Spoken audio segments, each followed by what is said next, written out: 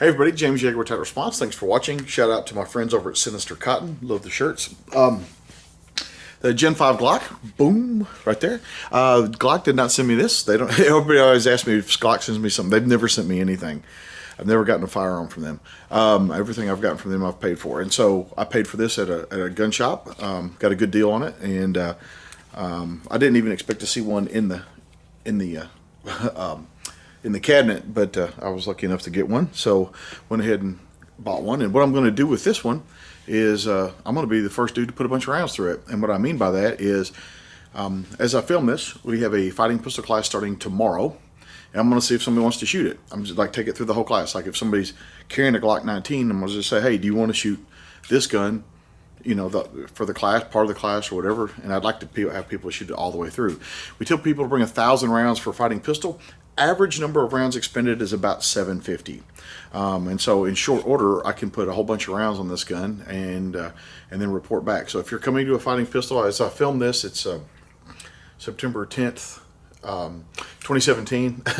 We'll do this till the end of the year and see how many rounds we can get through this thing. But we'll give it a shot. Literally and figuratively. So I did kind of a top 12 list on it, going from the most important to the least important of what I think they have done. It's certainly interesting. Number 12, the reversible mag catch. It was on the Gen 4s. It doesn't matter. If for a lefty, if you've taken training, proper training, you know, lefty needs to eject the magazine, and they got to be careful not to put their thumb right there when they're ejecting. So I don't care really if a lefty uses that or reverses it. I don't really care, but they still have to turn the gun down to cycle it. They got to get the ejection port toward the ground, so it doesn't really matter if they reverse that. So number 11, the grip spacers that make the grip thicker. I guess there are some people that need those, but totally not into it. Number 10, the loaded chamber indicator, which has been on models for a long time. All the guys that do press checks, they never mention a loaded chamber indicator. Something that works in the dark, something that works just by touching it, something I don't have to open the gun up and possibly cause a malfunction or not get it back into battery or something. Loaded chamber indicator, oh, I don't trust those things. But you trust your eyes. Your eyes. Okay, all right, whatever. Number 9, the rough texture frame. Again, if you need stippling or a rough texture frame, please come take fighting pistol. I will teach you how to grip a gun. Basically, my alumni can follow along here. Basically, you squeeze the fuck out of it. That's right, squeeze the fuck out of it. The Ambi slide stop. Now one on each side. It's as long as it's not used as a slide release, I got no problem with it. And the only thing that it really does is it makes one-handed only right-handed type 3 malfunction clearances easier. That's it. They took the finger grooves off. I could care less. All these people, like, I've never met anybody that sawed their finger grooves off that had any training. I never met that person. The magazines now have an orange follower for the Gen 5. The previous generations of magazines will work in the gun, but they put that in there for just a high visibility thing. I could take it or leave it, no problem. NDLC slide and barrel coating. So I guess no more Tenifer, I guess. And this is a diamond coating. I can't remember whatever it is, but that's what's going on there. It's also beveled up front here, but they didn't bevel the frame. You can see there's a corner right there. So I'm sure the Glock fanboys are going to be filing on that and wood burning on that or whatever they do. It's giving me Marksmen Barrel. Again, if you think a Glock wasn't accurate, I can teach you how to shoot a pistol if you'd like, or you could buy my DVD Shooting Mixology. The Glock was plenty accurate enough. You can go back and see my video from 2005 of me shooting a Glock with big dots at 100 yards. Been doing it for a long time. A pepper popper at 100 first shot, bing. 2005.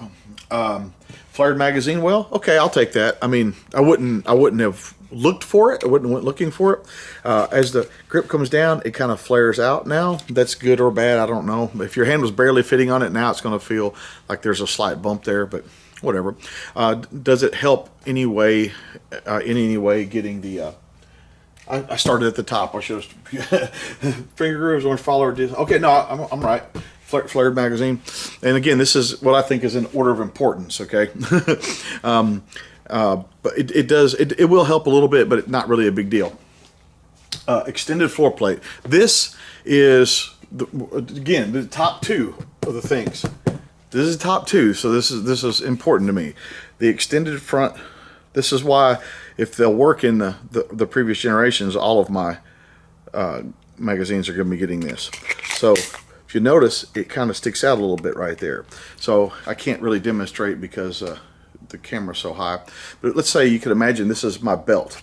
So now if there's a malfunction, of course it pops out.